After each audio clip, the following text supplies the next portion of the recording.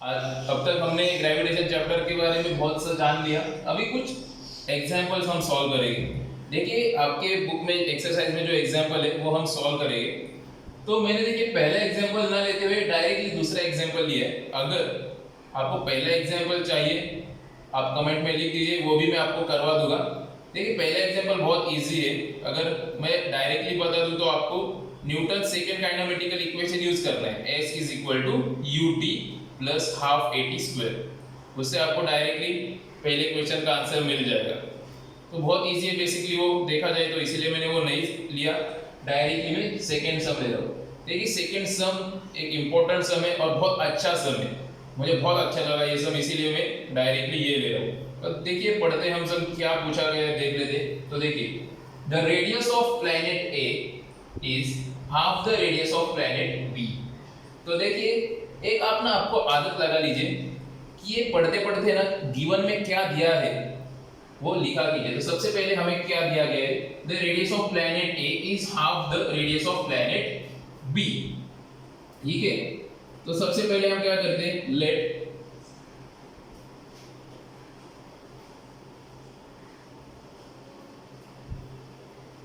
The radius of planet A be RA and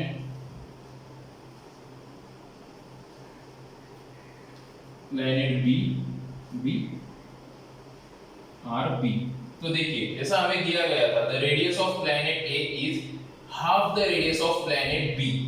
तो हमने क्या किया, प्लैनेट A के रेडियस को मान लिया RA और प्लैनेट B के रेडियस को मान लिया RB। तो कंडीशन क्या दी है, the radius of planet A is half the radius of planet B।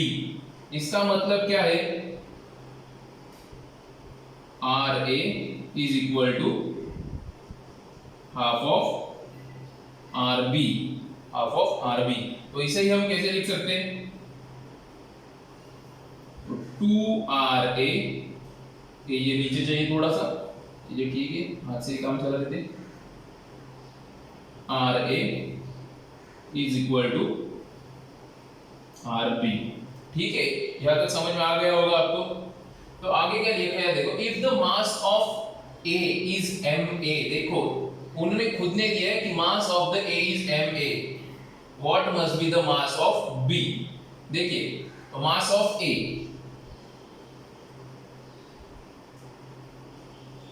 Mass of planet A, ये वैल्यू हमें बताई गई है ma। तो निकालना क्या है हमें, मास ऑफ प्लैनेट B। तो late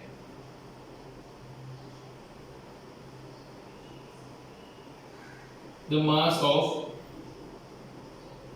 planet B be mb। तो हम अभी के लिए प्लैनेट B के मास को क्या मान लेते, mb मान लेते। क्या मान लेते, mb।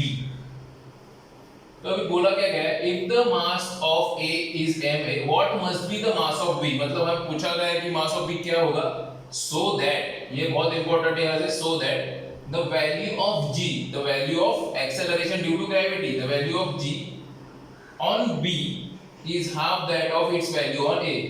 तो देखिए दूसरी कंडीशन में क्या बोला गया है कि value of G on B is half, किससे हाफ होनी चाहिए, तो वैल्यू ऑफ A से हाफ होनी चाहिए। तो फिर से लेट द वैल्यू ऑफ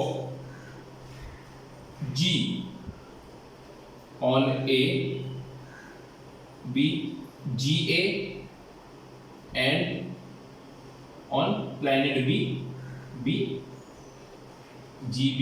तो यहाँ पे हमने क्या कर लिया, एक्सेलरेशन ड्यू टू ग्रेविटी की वैल्यू जो थी प्लैनेट A पे उसे मान लिया GA और प्लैनेट B पे मान लिया GB।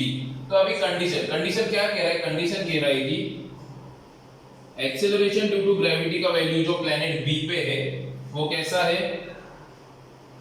प्लैनेट A से हाफ है। प्लैनेट A से कैसा है, हाफ। तो देखिए फिर से हम क्या कर सकते हैं, ये 2 यहाँ पे डिवाइड कर रहा है तो यहाँ पे मल्टीप्लाई करेगा तो 2GB ये 29 नहीं है तो 2 GB, थोड़ा सा ठीक से लिख लेते, 29 दिख रहा है, 2 GB अभी ठीक है, 2 GB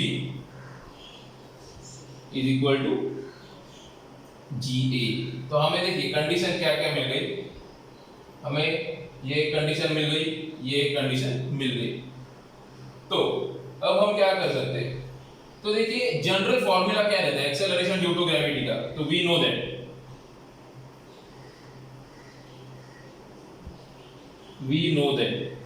जनरली जी का फॉर्मूला हम क्या लेते हैं, G is equal to G is equal to G, ये क्या है यूनिवर्सल ग्रेविटेशनल कांस्टेंट, ये क्या है m mass of planet upon r square. Generally acceleration due to gravity का फॉर्मूला ये रहता है। अभी इसी का यूज करके हम ये सॉल्व करेंगे, ठीक है। तो देखिए g का जनरल फॉर्मूला ये है, तो ga का फॉर्मूला क्या होगा, ga का फॉर्मूला क्या होगा, तो ga का फॉर्मूला बनेगा g ma अपॉन क्या होगा ra का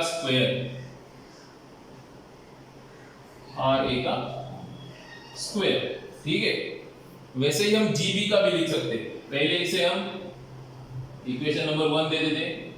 सेम वे gb का फॉर्मूला क्या आएगा, g तो यूनिवर्सल ग्रेविटेशनल कांस्टेंट है, g तो g ही रहेगा। मास क्या होगा, अभी हमने मान लिया है, अज्यूम किया है कि mb है, तो mb अपॉन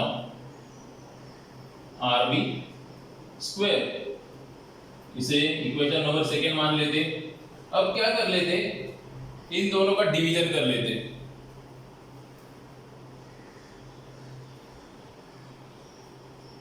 डायरेक्टली मैं लिख दे रहा हूं। तो देखिए अभी डिवीजन होगा तो क्या आएगा, GA upon GB is equal to GMA upon RA का स्क्वायर, इसके अपॉन में GMB अपॉन RB का स्क्वायर आ जाएगा, ठीक है। देखिए जी डायरेक्ट कैंसिल हो जाएगी, सेम है value.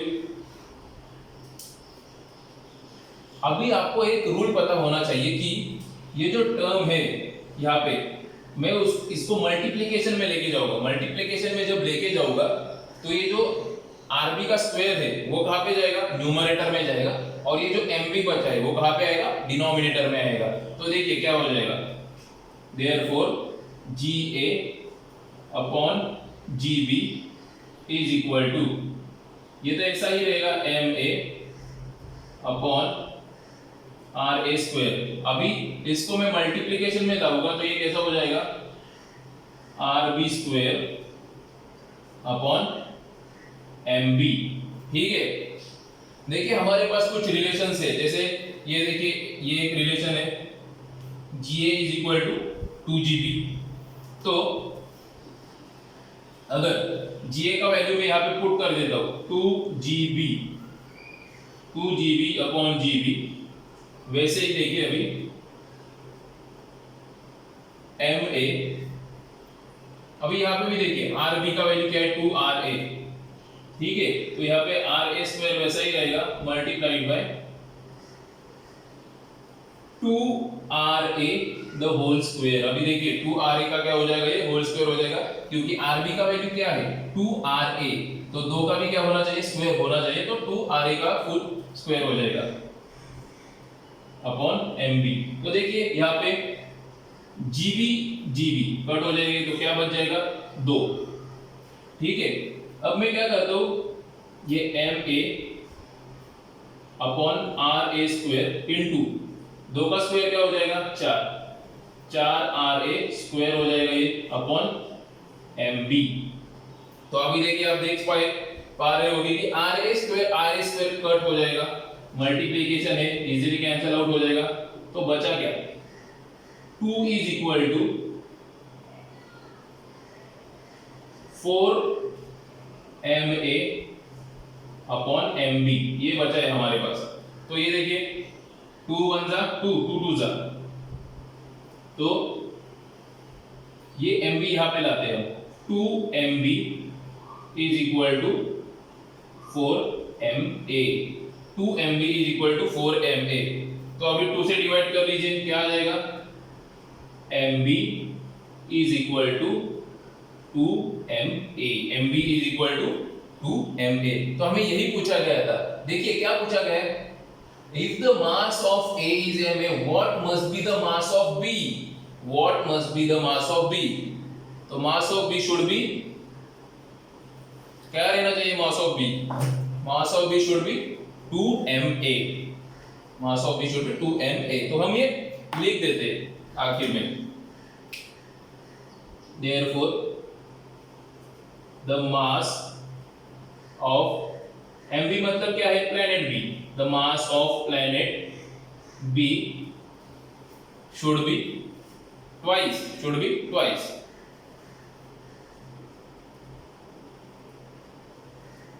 should be twice, should be twice the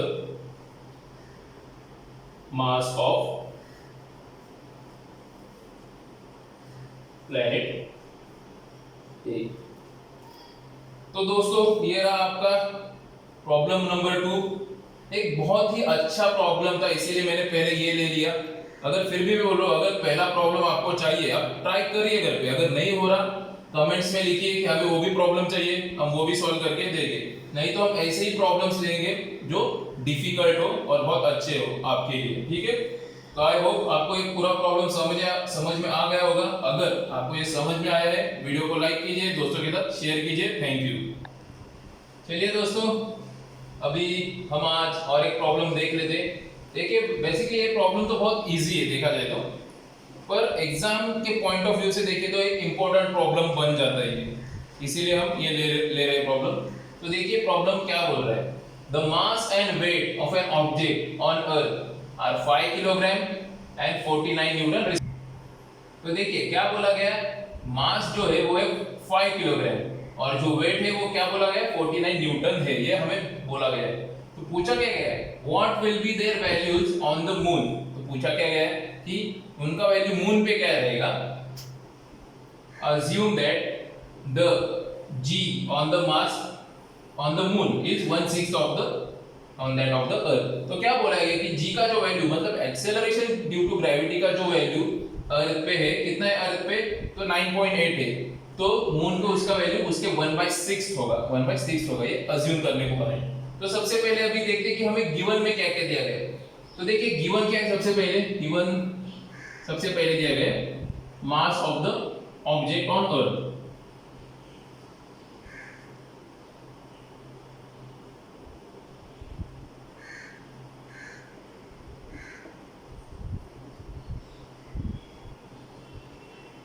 on earth इसे हम ME बोल लेते, ME, M for mass, E for earth. कितना दिया है, तो 5 किलोग्राम। बाद में क्या दिया गया, वेट।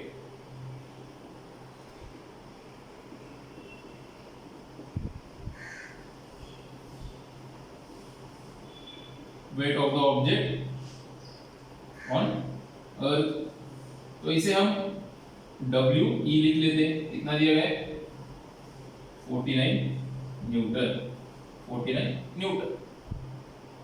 तो देखिए हमें ये दो चीजें दी गई है और आखिर में एक और चीज दी गई है कि acceleration due to gravity on moon, GM for acceleration due to gravity. ये स्मॉल m लिख देता हूं मैं क्योंकि कैपिटल हमने यहाँ पे यूज किए। तो acceleration due to gravity on moon is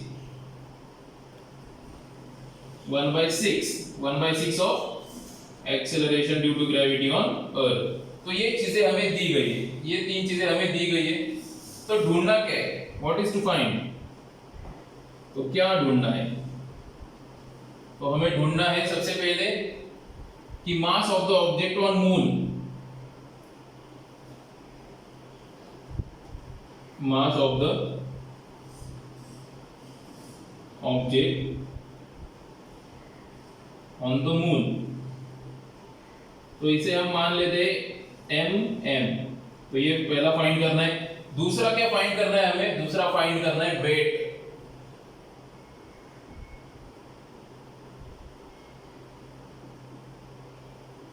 weight of the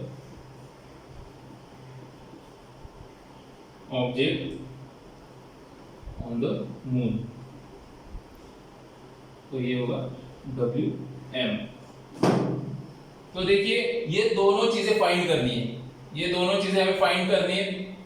तो बहुत ही आसान सा प्रॉब्लम है, सॉल्यूशन हम उसी साइड में लिख देते हैं। तो चलिए स्टार्ट करते हैं सॉल्यूशन।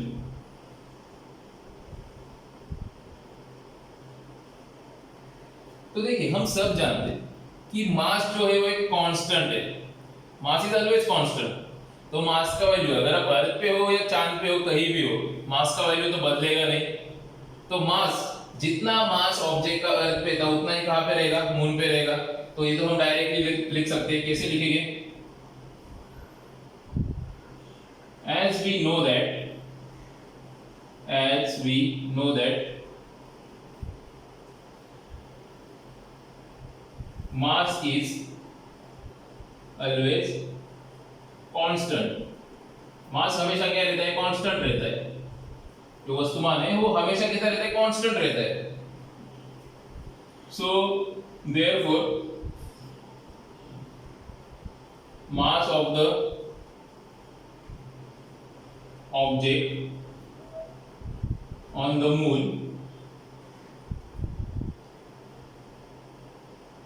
कितना हो जाएगा, इज इक्वल टू 5 किलोग्राम। उतना ही बचेगा 5 kilogram.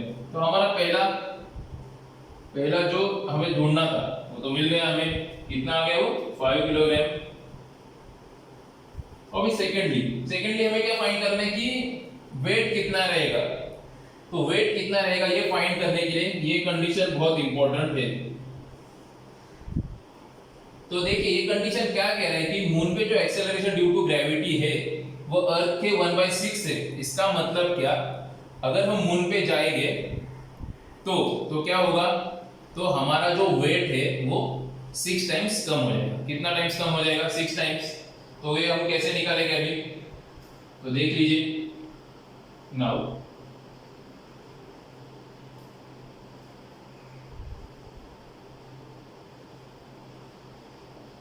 weight of the object on the moon is equal to, weight of the object on the moon is equal to 1/6 into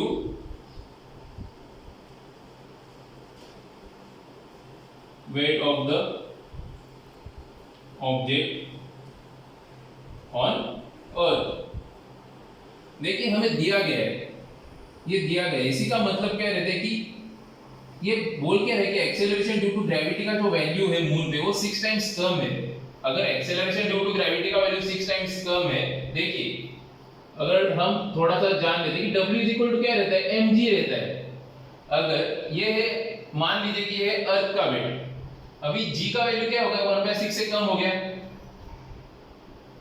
तो मून के लिए हम क्या करेंगे, सिर्फ mg into 1/6। तो mg क्या है, अर्थ पे वेट है। तो अर्थ पे वेट कितना दिया गया था, 49। तो 49 इंटू क्या करेंगे हम, सिर्फ 1/6, यही करना है हमें, तो वही हम करेंगे।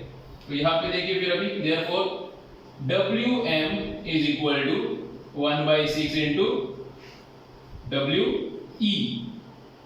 therefore Wm is equal to 1/6 into 49 Newton wait दिया गया था, ये देखिए गिवन में। तो बस 49 न्यूटन दिया गया, सीधा सा एक डिवीजन है, कोई भी कर पाएगा।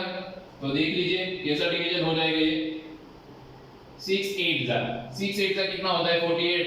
तो 1 जो आगे जाएगा 0 लेने के लिए यहाँ पे पॉइंट लेना पड़ेगा, तो 10 हो जाएगा। 10 मतलब 6 1 था 6, तो 4 बच गया 40। तो ये क्या हो जाएगा, 8.16 न्यूटन, क्योंकि वेट का यूनिट क्या रहता है, न्यूटन। तो ये मिल गया हमें हमारा आंसर कि जो वेट है उस ऑब्जेक्ट का वो मून पे कितना रहेगा, 8.16 न्यूटन। तो नीचे लिख देते therefore the weight of the object on the surface of the moon is 8.16 Newton. तो ये हो गया आपका दूसरा प्रॉब्लम। बहुत ही आसान सा प्रॉब्लम है, पर देखिए जितना आसान है एग्जाम के लिए उतना ही इंपॉर्टेंट प्रॉब्लम है। तो इसे ध्यान से लिख लीजिए। अगर आपको समझ में आया होगा, अच्छा लगा होगा, तो आपके दोस्तों के साथ शेयर कीजिए, वीडियो को लाइक कीजिए। Thank you.